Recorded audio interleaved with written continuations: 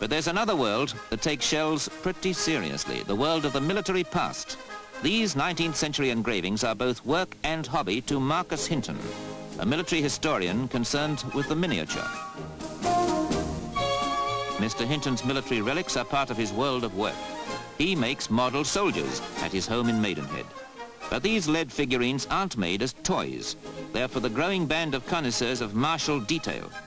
Perfectly accurate because Mr. Hinton designs and molds them with contemporary prints always on view.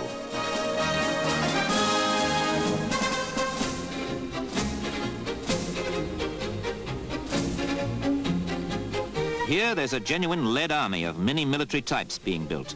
Guards, grenadiers, horse and foot soldiers, representing all the great armies of the past.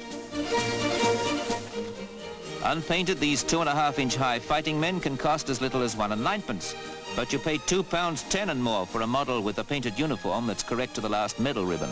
Mrs. Hinton does a job just as delicate as the seashell craftsman.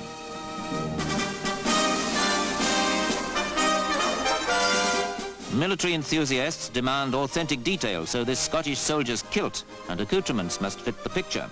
It might take 2 hours before he can stand easy with his contemporaries, or with a group of fierce fighting Vikings, or these Normans celebrating the Hastings anniversary.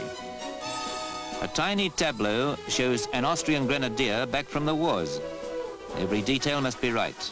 Constructing battles that really were fought is Marcus Hinton's hobby. Here's a British frontier fort under siege.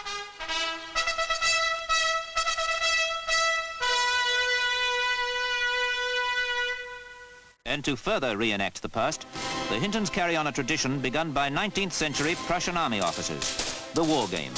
A tabletop battle that's not just a toy town game, though it's worth getting into the right kind of gear.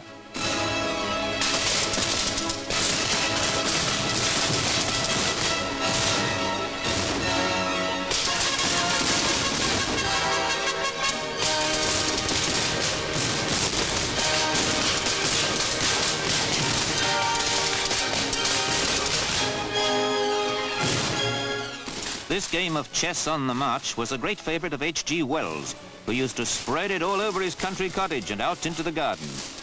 But there's nothing rustic about this realistic battle between French and British soldiers of Napoleonic days.